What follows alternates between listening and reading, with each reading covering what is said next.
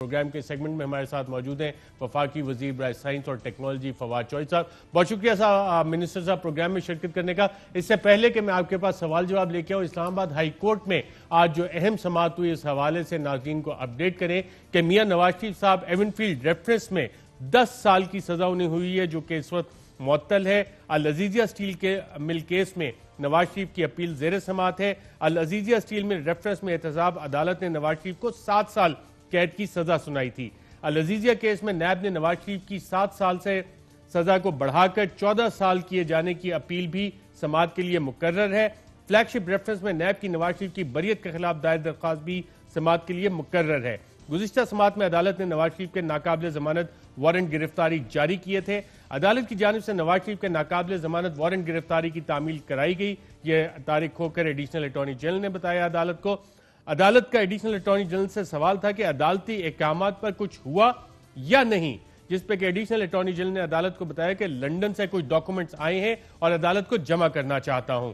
अदालत में सरबमहर लफाफा अदालत में पेश किया गया, जिस पे जस्टिस मोहसिन अख्तर कियानी साहब ने कहा बाहर मुल्क के बाशिंदे हम पर हंस रहे होंगे।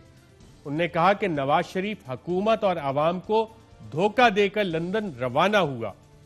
मजीद कहा जस्टिस मोहसिन अख्तर कियानी के नवाज शरीफ लंदन बैठकर अवाम और हुकूमत पर हंसता होगा। इंतहाई शर्मनाक रवैया है ये। जस्टिस आमिर फारूक ने कहा कि वारंट गिरफ्तारी पर हुकूमत आगे बढ़ाना चाहती है तो ये उनकी सवाबदीद है। अदालत तमाम इकदाम से कानूनी जिम्मेदारियां पूरी कर रही है।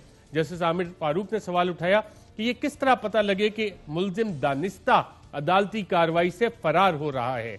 नैब प्रोसिक्यूटर जहाजेब भरवाना ने कहा कि अदम पेशी पर अदालत मुल्जिम की जायदाद भी कुर्की कर सकती है। अदालत का एवनफील्ड और अल अजीजिया अपीलों पर आइंदा समाअत पर डायरेक्टर लॉ यूरोप और पाकिस्तान हाई कमीशन का वीडियो लिंक पर बयान रिकॉर्ड करने का फैसला किया। इस्लामाबाद हाई कोर्ट ने कहा कि देखना यह है कि क्या जानबूझकर अदालती कार्रवाई से फरार इख्तियार किया जा रहा है। जस्टिस आमिर फारूक ने कहा कि हुकूमत जो कुछ कर सकती है करे, हम प्रोसीजर के तहत चल रहे हैं, प्रोसीजर के तहत आगे कार्रवाई बढ़ाएंगे। केस की समाअत 7 अक्टूबर तक मुलतवी कर दी गई।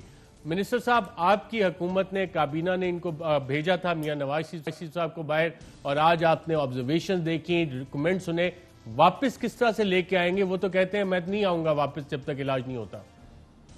देखिए, ये बात तो बिल्कुल मेरा ख्याल है जस्टिस मोहसिन अख्तर कियानी साहब ने आज जो ऑब्जर्वेशंस दी हैं वो बड़ी साहिब भी हैं, उनमें बड़ा वजन भी है, और जो गुफ्तगू वो कर रहे हैं और जो उन्होंने सवालात उठाए हैं वो बिल्कुल मैं समझता हूँ वही सवालात हैं जो हम पूछ रहे हैं इतने दिनों से। और आज जो अदालत की तरफ से ये जो ऑब्जर्वेशंस आई हैं उनके नतीजे में तो बात बिल्कुल पक्की हो गई है ना कि नवाज शरीफ साहब तो बाकायदा सारे सिस्टम को चकमा दे के रवाना हुए हैं। और जस्टिस मोहसिन अख्तर कियानी साहब ने और जो जस्टिस आमिर फारूक साहब ने तो कूजे को बंद कर दिया है, सारी बात को कूजे में बंद कर दिया है। जो उन्होंने जो 5-6 सवाल पूछे हैं वो क्रक्स है सारे मामले का।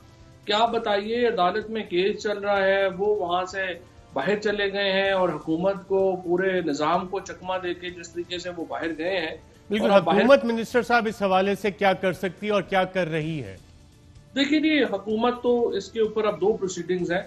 एक तो एक्सट्राडिशन की प्रोसीडिंग्स हैं जो कि अपना हुकूमत जो है वो करेगी, और इसमें देखिए एक जो हकीकत हमें समझनी चाहिए ना, वो ये है कि ये जो लोग होते हैं, नवाज शरीफ हैं, इससे पहले अल्ताफ हुसैन है, ये फिर जब बाहर जाते हैं ये उनका एसेट भी बन जाते हैं और उनको एसेट के तौर के ऊपर ट्रीट किया जाता है। और इनको इसलिए पॉलिटिकल रीजंस की वजह से फिर जो है वो उनको वापसी उनकी डिले की जाती है।